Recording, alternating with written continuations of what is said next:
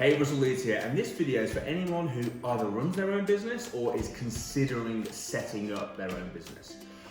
And I'm going to be taking you through the 5 things to check. Number 1, check that your business is doing, or if you're planning on starting a business, to make sure you check before you actually get started. So first of all, a lot of people that run a business actually run a job. So what's the difference between running a business and running a job? To me, running a job, let's say you're an accountant and you decide to set up your own accountancy business.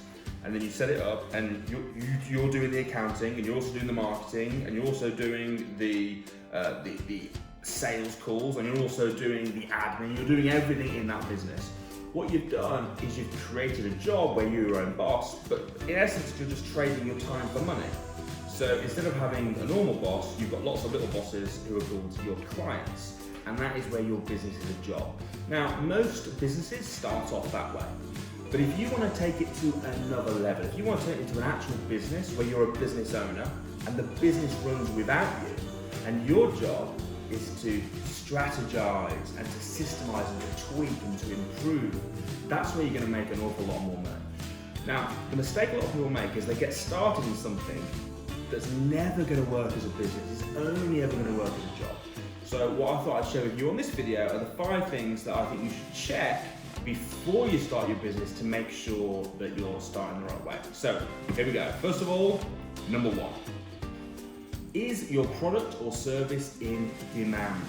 I know it sounds obvious, but you'd be amazed at the amount of people that try and set up. People come to me and say, hey Russell, I'm thinking of set up this new business, and they describe it to me. And I'm like, oh my goodness, that is terrible because hardly anyone wants it. They want to run like a tour guide service around this little area where no one lives. And you think, really? Is that actually in demand? So the question is your product or service in demand?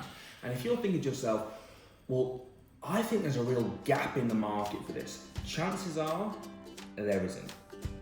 Okay, if it's a good idea, if there's a gap in the market, it's a good idea, normally someone would have got there first. And there's nothing wrong with not being the first one there. You've just got to be the best, okay? So whatever it is you're doing, do your research, have a look. What other companies are doing exactly what you're doing and how well are they doing it? Are there lots of customers? Is it in demand? So important, number 1. Number 2, is there a good profit margin? I know so many businesses who on the face of it are doing really, really well. So on the face of it, you look at them, wow, they're masses of sales, and they've got loads of staff, and they're doing really brilliantly, but they're actually making very, very little profit. And the whole purpose of a business, or the primary purpose of a business, is to make profit. So when you're doing your figures, make sure that your business is making profit. And remember to take VAT into consideration, because at some point you're going to have to start charging VAT. And then that means, especially you are in the UK, so then that means one of 2 things. Either you chop down, if you're business to consumer in particular, it's not so much of a business to business, but business to consumer, it means you either lose 20% off your profit margin or you put your prices up 20%. Can you afford to do that? I know businesses where people literally, deliberately don't grow their business because they want to stay under the VAT threshold. I mean, to me, that is just insane, okay? Because you want to be able to grow. You don't want to be deliberately stopping yourself. So make sure that you do your research, look at the product, look at the service, look at the time involved, look at the costs. Imagine if you weren't doing the work and you had to employ someone to do the work for you. Imagine if you did nothing, how much profit margin would there actually be? Because you've got to pay yourself a salary. A lot of entrepreneurs, they end up working basically for free because they choose businesses where the profit just isn't there. Number 3, this is my favorite one. Can you replicate the business? So what do I mean by replicate? Can you repeat it again and again and again? One of my first businesses was a children's entertainment agency. So at the very, very beginning, early days, I was the product, I was the entertainer.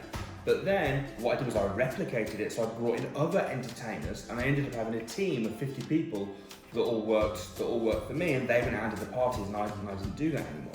So the question is, can you replicate it? Can you get other people on board, or is it just something you can do? Now, if it is just something you can do, that might be okay, but only if you're making very, very, very good money, because you are, in essence, trading your time for money.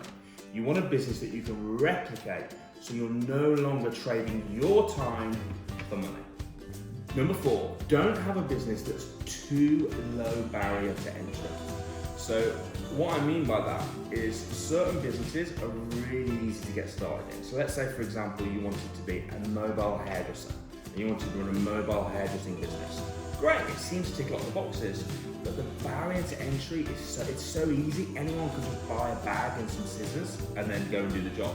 So if you're trying to replicate it and you're trying to get people on board, why do they need you to run a mobile hairdressing business? They probably don't. Now with a salon, it's a little bit different, because with a salon, then there's the cost of the building, and there's the expense, and there's lots and lots more costs involved, so it's a bit higher barrier to entry.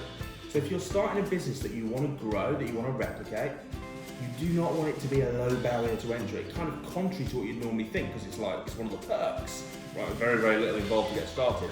But if you want a business that you can grow, that you can expand, that you can be successful, you want a high bet. The higher, the better. Number 5, and this is probably the most important one, because at the end of the day, as an entrepreneur, you're going to go through tough times. A lot of it's good, it's an enjoyable journey, it's a roller coaster, it's exciting, but it's also can be very, very hard and very, very lonely. So the question is, are you passionate about what you're doing? If you're passionate about it, when you get through the hard times, you're going to keep going because you love what you do. You're passionate about what you do.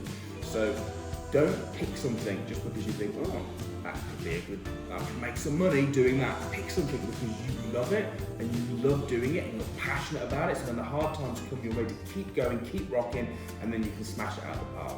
That for me is my 5-step guide before I invest in any business, before I start any business. They're the things that I look for to make sure that I know it's going to be successful. Hope you found that video helpful. Please do not forget to subscribe, click the button below, and I'll be doing these videos once a week, so I will see you next week.